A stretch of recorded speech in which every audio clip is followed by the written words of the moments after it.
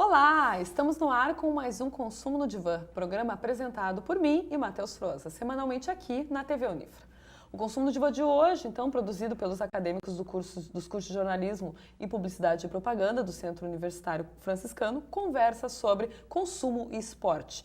Convidamos, então, o esportista Gilvan Ribeiro para trabalhar a temática, enfim, está discutindo aí sobre o cenário do esporte no Brasil, em Santa Maria, no Rio Grande do Sul, e também trazendo um pouco do seu próprio trabalho sobre canoagem. Gilvan, seja bem-vindo, então, conosco aqui no programa, tá? É um prazer estar te recebendo, né, Matheus? Com certeza. Esportista famoso aqui, né, conosco hoje. E eu queria começar, então, o nosso debate sobre esporte, que eu acho que é um mercado de consumo que bem notável, tem Temos uma Copa do Mundo, vamos entrar numa Olimpíada, acho que o Brasil tem voga em termos de esportes, assim, talvez... Tudo que movimenta, né, movimenta Matheus? dele. Eu acho que sim. E eu queria te perguntar um pouco como é que tu vê, assim, de teu olhar bem crítico em relação ao cenário do esporte no Brasil, do que está em voga, o que não está, esses próprios grandes eventos, né? Como é que a gente percebe isso? Como é que tu que convive com isso de perto pode nos traçar, então, esse primeiro panorama para a gente ter um ponto de partida para as discussões? Bom, como o olhar do atleta, né, partindo do meu olhar, o esporte, na verdade, é uma paixão, né, é a minha vida, é a minha profissão, então eu faço com o intuito de conquistar as medalhas, com o intuito de crescer na vida, de abrir os horizontes, enfim. Mas o esporte, num todo, eu vejo ele como um comércio, né, então o que mantém esses grandes eventos, a Copa do Mundo de Futebol, as Olimpíadas, é porque dá lucro realmente, né, para o Comitê Olímpico Brasileiro ou para os comitês olímpicos internacionais e para os clubes que bancam esses esportes. Então isso já mostra o porquê que alguns esportes são mais favorecidos ou menos mediaticamente, porque vendem mais ou menos, né. Isso é natural, Gilvan, assim, ocorrer, tu vê como natural esse processo, a questão do clube também investir nessa modalidade me dá mais visibilidade. Um exemplo, talvez a Sojipa seja referência em termos de judô no Rio Grande do Sul. Então eu vou investir só em judô e vou renegar outras modalidades. Tá? E como é que tu vê isso? A questão, tu vê como investimento mesmo? Ou, eu vou investir nesse esporte porque esse esporte me dá retorno, o resto não me dá retorno, eu não vou investir. As empresas percebem com esse olhar, né? Vou investir no futebol porque... Esse olhar é míope. De curto prazo. Exatamente. Porque, por exemplo, o futebol é um esporte que tem um público muito grande, né? Num jogo ali no final de semana, um Grenal, sei lá, são 50 mil pessoas assistindo. Então são 50 mil clientes que vão estar consumindo o produto, ou a camiseta, ou qualquer outro produto que tu vai estar mostrando ali na própria camiseta, ou enfim, no estádio. Então, como consumo, né, como produto, são esportes mais que vendem mais, porque tem um público maior. Então, por exemplo, a canoagem, que é o esporte que eu pratico, é um esporte não tão popular. Então, por isso fica difícil agregar esses investidores, porque, claro, que eles vão aonde o tiro é mais certeiro. Né? Mas a canoagem, como ser um esporte olímpico, então ela vive de patrocínios também, mas também ela tem algum subsídio por parte do COI, do Comitê Olímpico Internacional, ou do COB, ou como é que funciona esse processo? No Brasil, quem mantém a canoagem é a Confederação Nacional. Então, com o patrocínio do Banco BNDES, que entrou nos últimos 2 anos, alavancou bastante os projetos da canoagem, então... Esse é um ponto que eu queria que tu falasse, te interrompendo assim, será que a saída do esporte não é essa? Exemplo, o basquete com o banco privado, o vôlei já tradicionalmente com o Banco do Brasil, tá? A Caixa também com o basquete feminino, talvez não é essa a saída, agora a canoagem com o BNDES, com o banco também de desenvolvimento do país, não é por aí talvez a saída? De desenvolver o esporte, talvez? Para chegar na medalha, sim. A medalha tem um preço, né? Como é que é essa coisa da medalha ter um preço? Tu que já participou de... que preço é a medalha? Tipo, patrocínio, investimento? Não, o preço, assim, no geral, né? Falando preço monetário... Tipo, vários preços, né? Vários preços, né? O preço para mim, por exemplo... É imensurável. É imensurável, claro, a dedicação física, psicológica, de tu abrir mão de muitas coisas pelo esporte. Claro. Porque o esporte tem alto rendimento, até como nós estávamos conversando antes, tu pode perder uma competição por meio segundo. Então, onde tu vai diminuir esse meio segundo? Então, tu precisa treinar diariamente, perfeita alimentação, perfeito sono. Então, ter todo um ambiente preparado para isso. Então, esse é o meu preço. Claro. Mas tem um preço financeiro, né? Aí cada esporte tem o seu. A canoagem, um caiaque hoje de primeira linha, eu quiser importar ele da Europa, esse ano, depois de 14 anos competindo, eu consegui pela primeira vez comprar o meu caiaque profissional. Até então, eu usava uns caiaques de segunda linha. Custa em torno de R$8.000. Então, tu manter esse material, comprar um remo, fazer uma viagem para um campeonato mundial na Europa, são todos esses custos. Fazer adaptação. fazer adaptações, a própria alimentação, a gente sabe que comer bem hoje custa caro, o atleta precisa comer perfeitamente bem, então é um preço financeiro que custa caro. E aí tu manter uma equipe competindo durante todo um ciclo olímpico, por 4 anos, é um preço muito grande. E o BNDES está agregando isso aí, Juba? Agregou bastante, melhorou muito a canoagem nacional em termos de investimento. Ainda algumas questões profissionais, assim, de como utilizar o recurso precisam ser revistas, no meu ver, né? O destino fim, é? Destino fim. Como o dinheiro chegar até. Até porque vocês entendam, a canoagem no Brasil tem 25 anos, eu sou a 3ª geração de canoístas profissionais. Na Europa já tem clubes com 100 anos. O ano passado eu treinei num clube em Oslo, na Noruega, que tem Eu ia perguntar se teve nos países nórdicos lá, assim. Sim, são países assim que têm bastante tradição nesses esportes aquáticos, canoagem, remo.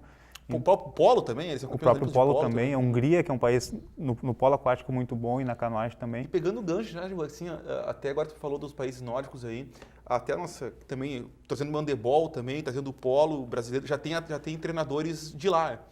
Claro, o basquete é argentino, mas o nosso handebol, ele, se não me engano, é húngaro, o nosso treinador. Tem o Oleg na ginástica.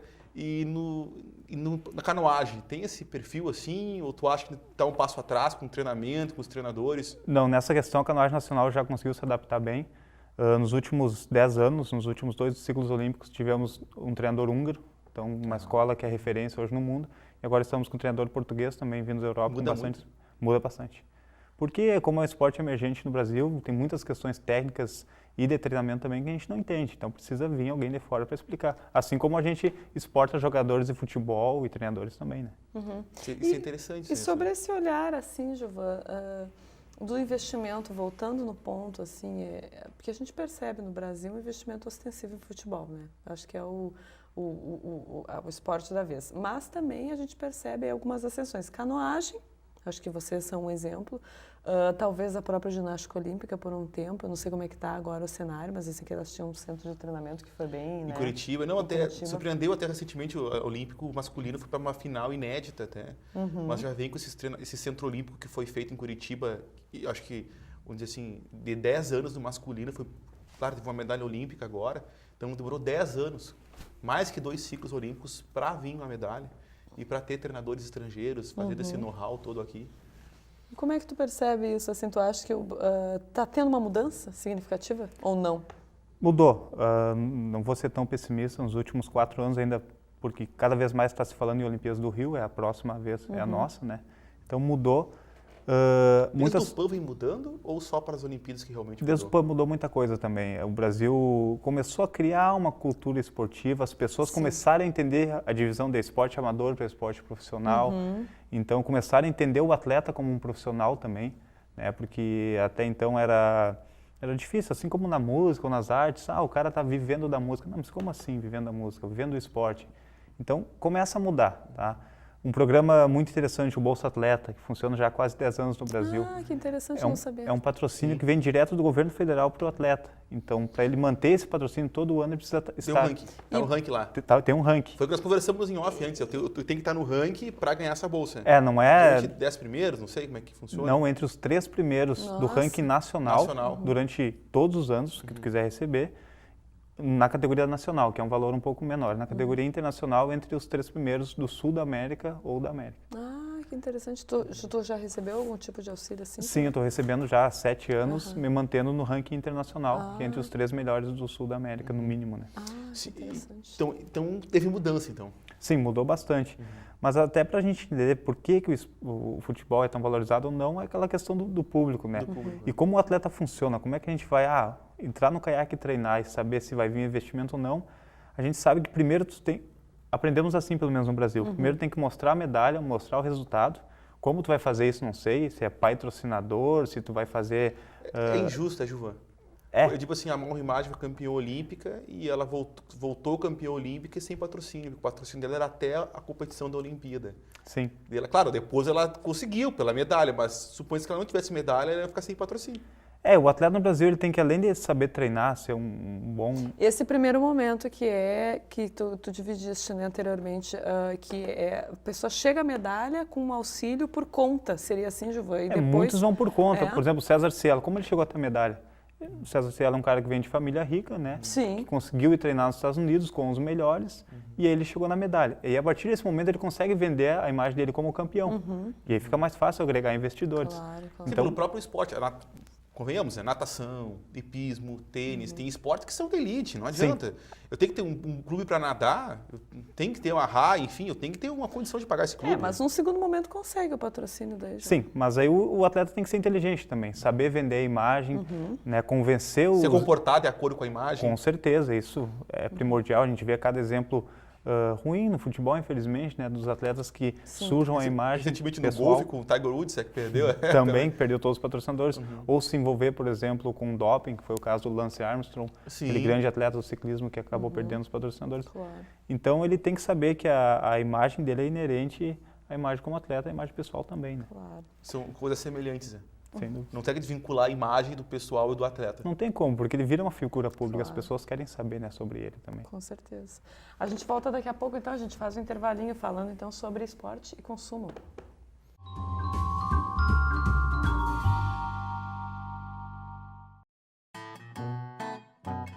Oi, eu sou Marcelinho. Eu tenho algo para contar a você. O meu amigo é um leão, mas as pessoas duvidam disso. Já tentei convencer a todos, mas eles não acreditam. Será que eles não conhecem o São Brás?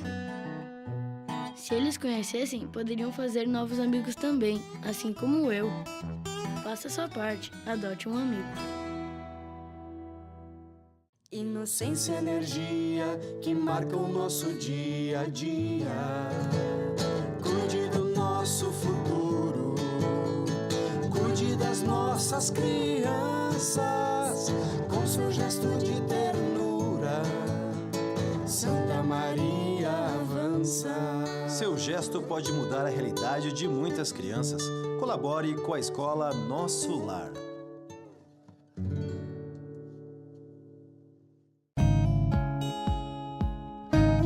95% de energia elétrica no Brasil é proveniente das hidrelétricas. Cada brasileiro consome em média 200 litros de água por dia. A produção de energia responde por 15% do consumo mundial de água. Até 2020, o mundo irá gastar 55% da energia disponível no planeta. Sua água também é sua luz. Uma campanha do Centro Universitário Franciscano.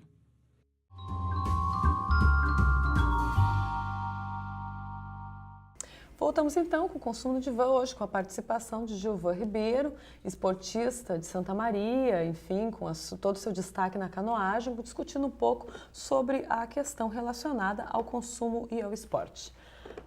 Eu quero chamar, antes da gente continuar, meninos, aqui com a nossa conversa, o VT, então, da Camila Jora sobre taekwondo, mas que acho que tem a ver com essa coisa de projeto, enfim, e na sequência eu quero conversar, Gilvan, contigo sobre essa ideia de trabalhar com projeto, de como é que mobilizar, enfim, as crianças, os adolescentes, as pessoas, sensibilizar, então, né, socialmente para um esporte diferente, digamos assim, né, do trivial, enfim, do mais comum no Brasil, que a gente teria aí o contraponto no futebol, trabalhar a canoagem. Vamos assistir o VT e daí a gente conversa na sequência.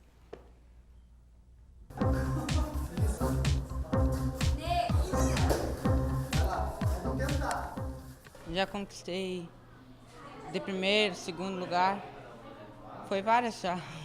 Foi em Cachoeirinha que eu tirei segundo lugar. E daí a do colégio que daí eu tirei primeiro lugar. Nayan e a Alessandra fazem parte da equipe Sobac. Eles começaram a treinar há 1 ano no turno inverso à escola. A princípio era só uma aula básica, como aprender a dar um chute, como dar um soco. E aí foi surgindo o despertar de um atleta, né? Tem possibilidade de ir para uma competição. Vamos lá, vamos tentar. Éder ainda era aluno de educação física quando resolveu encarar o desafio de ministrar as aulas de taekwondo. 3 anos depois, o resultado surpreende. A gente ajuda, a gente gosta, né? É mais como eu disse, é mais um meio da gente treinar, aperfeiçoar nossas técnicas. Nessa escola que hoje está na base de 150 atletas, né, sendo que 20, mais ou menos, estão 100% em competições estaduais e nacionais, né? E nas outras escolas, no total, dá um total de quase 300 atletas. O projeto ocorre em 4 escolas públicas de Santa Maria. Os alunos aprendem que é necessário ter disciplina dentro e fora do tatame. Tem que conciliar aula e taekwondo aula. Ele indo bem no currículo escolar, com certeza ele vai ser um bom atleta. Inclusive os alunos que fazem exame de graduação e campeonato, eu peço o boletim escolar. A última competição que o grupo participou foi em Recife. De lá eles trouxeram 3 medalhas. Mas como em qualquer outro projeto social, o dinheiro para os custos para viagens, roupas e equipamentos se torna um problema. A verba para ir nas competições, provavelmente, é muito alta, mas as escolas conseguem o material. Só que muitas vezes não é um material que a federação exige, que são materiais de primeira linha para uma proteção maior. Isso aí, às vezes, quem tem que arcar mesmo são os próprios alunos, e muitos não têm condições.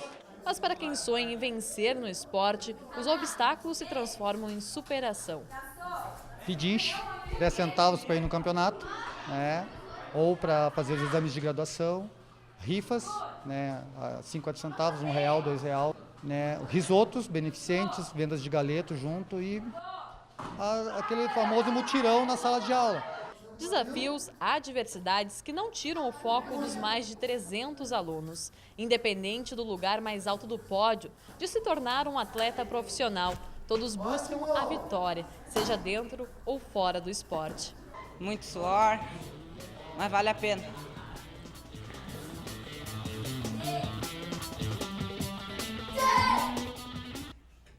Tá aí, ó, o VT da Camila então trazendo essa questão da mobilização, Gilvan e Matheus, e principalmente eu acho que a ideia que vejo muito presente no modo de fazer esporte americano, que é a ideia de congregar educação, sistema de educação com esporte. A gente vê muitos americanos têm essa prática cultural assim do esporte na faculdade, do esportista sair dali, de ganhar bolsas, enfim.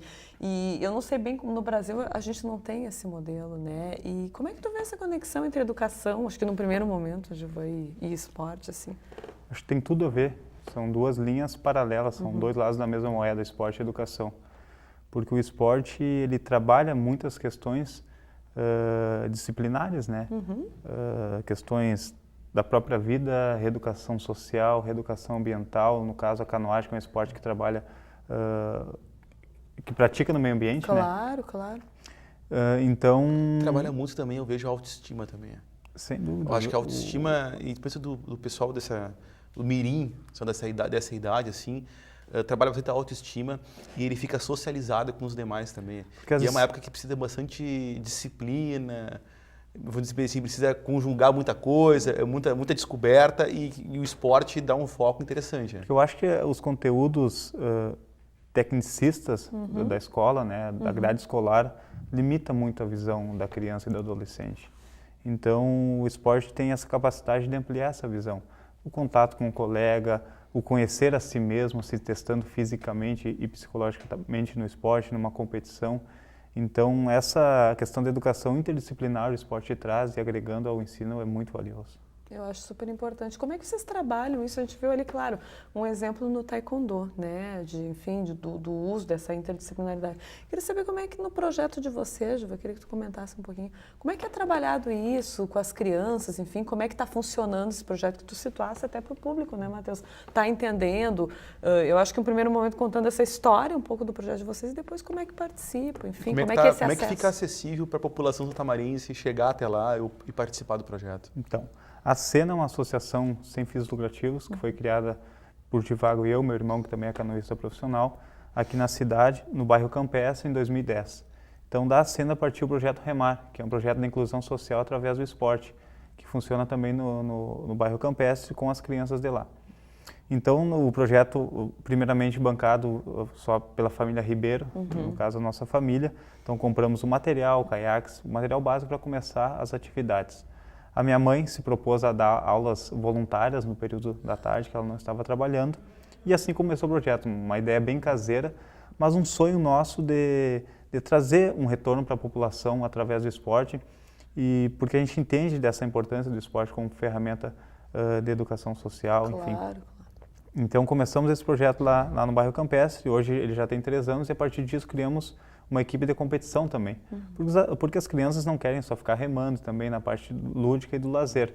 Eles querem competir entre eles mesmos. Entre eles mesmos e a partir disso também querem seguir os passos nossos, né, como atletas também, e talvez almejar chegar numa seleção brasileira, competir na Europa, enfim, uma carreira realmente grande no esporte eles querem também. E que para uma criança dessa que está ali nesse projeto parece uma coisa de outro mundo, né? Competir na Europa.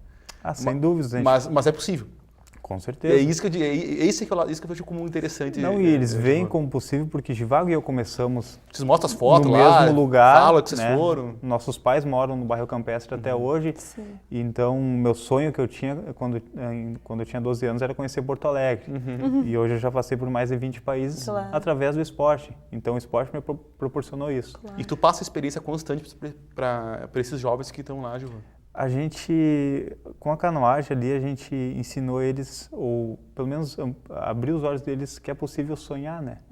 Porque as crianças da periferia, eles têm uma visão mais fechada para as possibilidades do mundo. Sem então, dúvida. Porque as oportunidades são menores lá, não tem como negar isso. As oportunidades na periferia são menores. Então, tu chega para uma criança e diz, olha, cara, é possível tu conhecer Curitiba. Ele, como assim? Onde fica Curitiba? É no Brasil isso?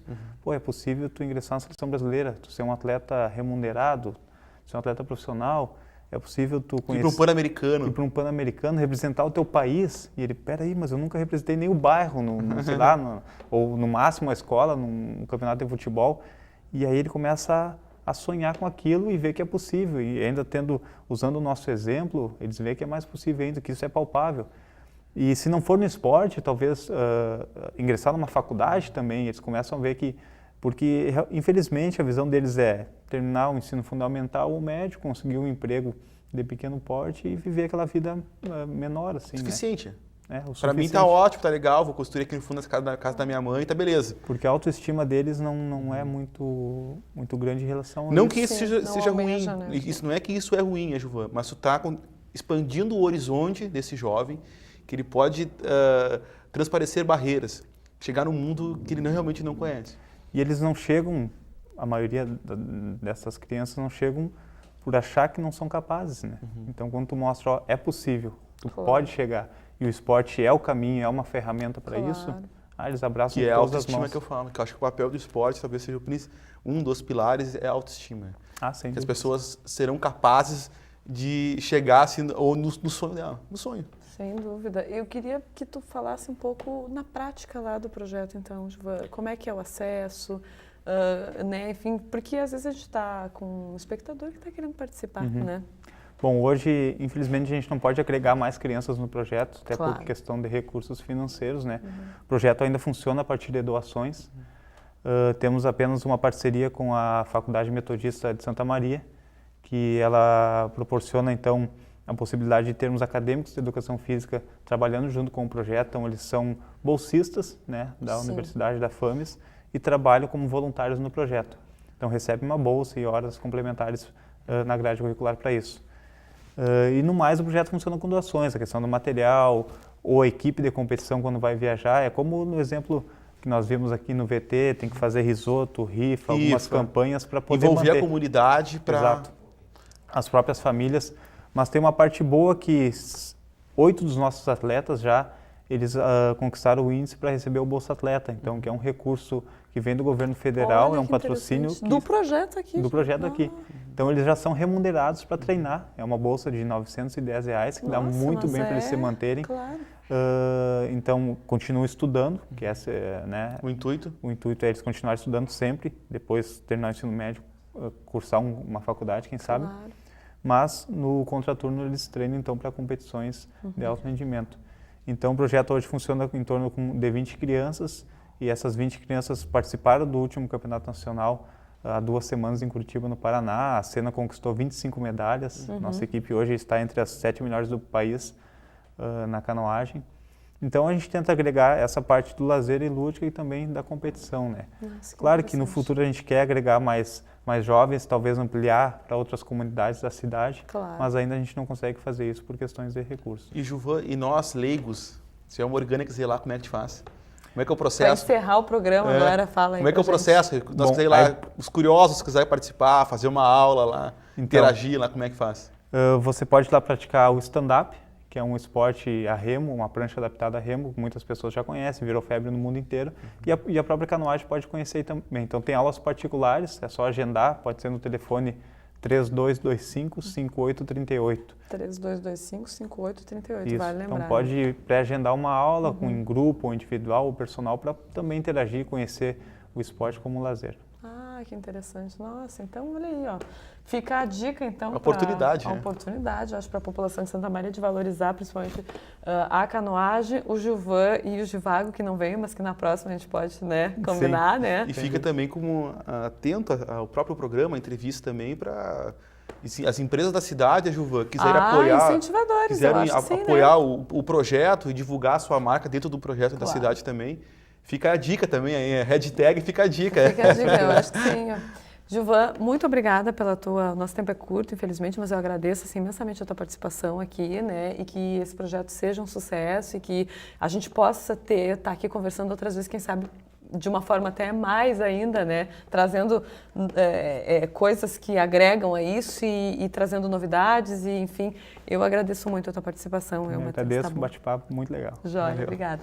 E o Consumo de Van, então, volta na próxima semana abordando a temática consumo e mídia. Não perca! Obrigada pela sua audiência, por ter estado conosco. Se você quiser, mande sugestões e dúvidas para o e-mail consumodevan@gmail.com ou nos siga nas redes sociais. Lembra ainda que você pode assistir a programação no canal YouTube Unifra Online.